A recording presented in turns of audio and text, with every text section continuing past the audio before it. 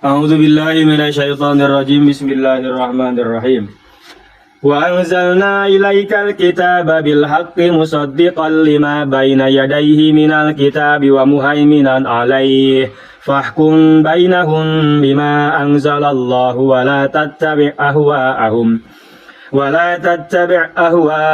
amma ja'aka minal haqq. Likullin ja'alna minkum syir'atan wa minhaja. Walau sya'allahu laja'alakum ummatan wahidatan walakin liyabluwakum fima ataakum. Fastabiqul khairat ilallahi marji'ukum jami'an fayunabbi'ukum bima kuntum fihi takhtalifun. Setelah Allah nurunkan ngajelaskan masalah Taurat, menurunkannya kepada kalimullah yaitu Musa. Musa diteruskan ku Isa, Allah menurunkan Injil kepada Ruhullah yakni Isa. Injil membenarkan Taurat, Isa membenarkan Taurat. Kedua-duanya terdapat syariat dan petunjuk kemana jalan yang diridhoi oleh Allah. Dilanjutkan dari cek Allah, wa anzalna ilaikal kitab ya Muhammad. Kami pun mengutus, mengirimkan, menurunkan kepada engkau Alkitab. Anzalna. Kalau anzalna itu biasanya bermakna diturunkeun teh sakaligus. Seperti inna anzalnahu fi lailatul qadar. Diturunkan Quran Lailatul Qadar sekaligus di mana? Di Lauh Mahfuz ke langit dunia. Kalau diturunkannya kepada Nabi itu bertahap sesuai dengan kebutuhan anak, situasi dan kondisinya. Biasanya eta bahasana nazzalna. Tapi di dia maksudnya ya semua Quran itu satu Al-Quran yang 30 juz 6666 ayat 414 surat diturunkan ku Allah ka Kangjeng Nabi Muhammad sallallahu alaihi wasallam. Terus setelah Allah nurunkan Taurat kepada Musa, Injil kepada Isa. Bil haq, dengan hak sebenar-benarnya. Dan Al-Qur'an itu musaddiqal lima baina yadayhi. Al-Qur'an membenarkan apa yang ada di depannya sebelum naon yaitu Taurat dan Injil itu dibenarkan oleh Al-Qur'an. Kudu diimani. Diturunkan Al-Quran kepada Kangjeng Nabi, Al-Quran pun membenarkan Taurat, membenarkan Injil. Henteu nyalahkeun henteu. Ya semua ge sama dari Allah, isinya tentang mengesahkan Allah. Dengan berhubung loba distorsi, loba kekacauan, loba perubahan yang terjadi dalam Injil dan Taurat oleh orang-orang ahli kitab, diubah, didistorsi, diganti, wah macam-macam pokoknya mah. Maka Allah turunkan Al-Quran sebagai yang terakhir, penyempurna, dan ini dijaga. Inna nahnu nazzalna dzikra wa inna lahu lahafizun. Itu dijaga sampai ke kiamat, moal bisa dirubah. Allah yang menjaga. Wa muhaiminan alaih, dan menjadi saksi. Maksudnya Al-Quran adalah kitab yang dipercayai, yang diamanahi kitab-kitab sebelumnya. Sebab ahlul kitab mengabarkan ke orang tentang suatu perkara nu aya na kitab mereka. Mun eta sesuai jeung Al-Qur'an nu dikabarkeun teh, maka berarti benar. Lamun henteu berarti bohong.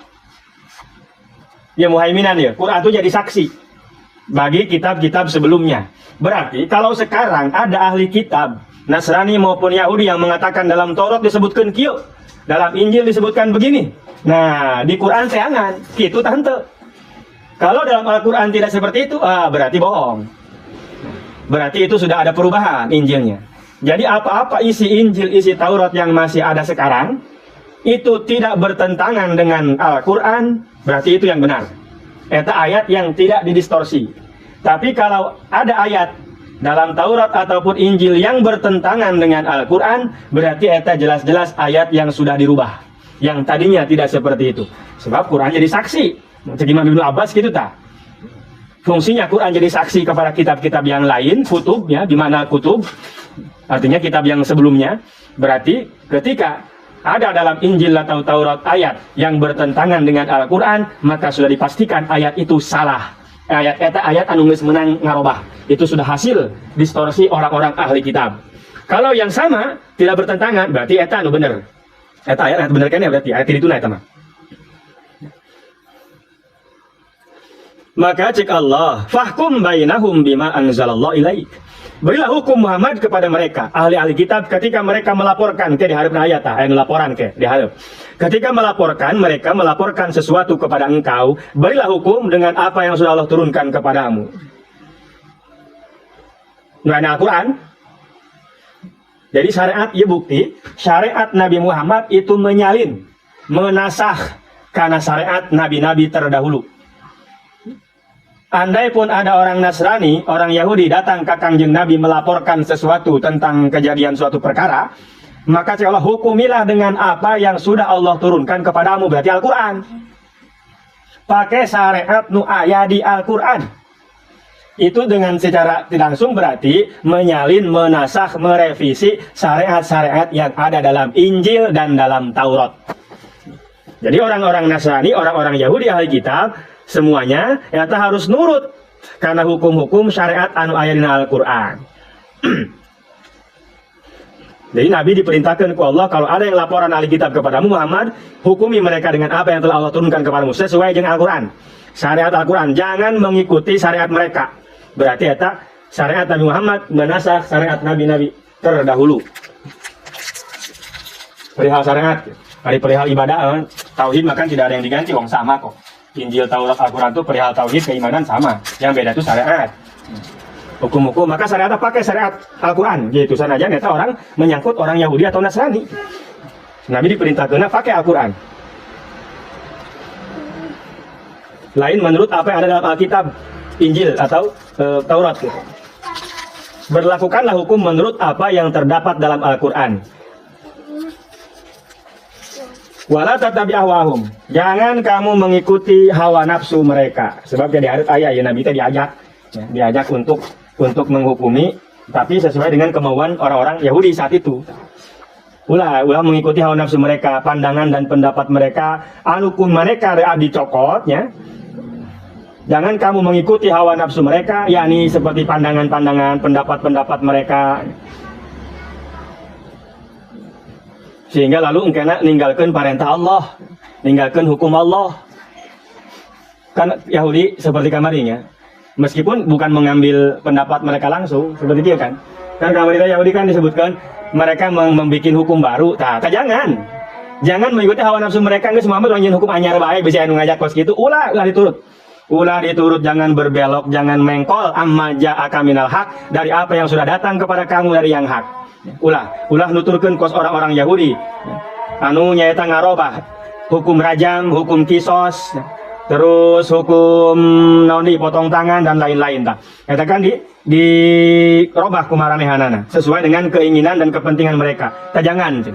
Likullin ja'alna minkum syir'atan wa minhaja. Masing-masing umat kami berikan syariat hukum dan jalan yang terang dalam masalah agama yang mereka berjalan di jalan itu. Masing-masing ahli kitab diberi ku Allah hukum, Nasrani, Yahudi, Nasrani diberi deui ku Allah hukum, Muslim diberi deui ku masing-masing ku diberi, tapi yang dilaksanakan oleh Yahudi dan Nasrani itu tidak sesuai. Banyak perubahan dan lain-lainnya nembung nuturkeun. Padahal masing-masing geus dibere. Kunaon kok masing-masing lain sarua bae kitu? Kok enggak sama aja sih? Walau sya'allahu laja'alakum ummatan wahidah. Kalau Allah mau, ya dijadikan satu umat, satu syariat bisa. Enggak syariat Nabi Musa bae. Bisa.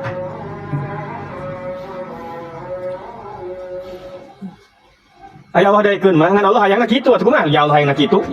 Masing-masing diberikan syariat. Supaya apa tujuannya? Liyabluwakum fima atakum, untuk menguji kalian.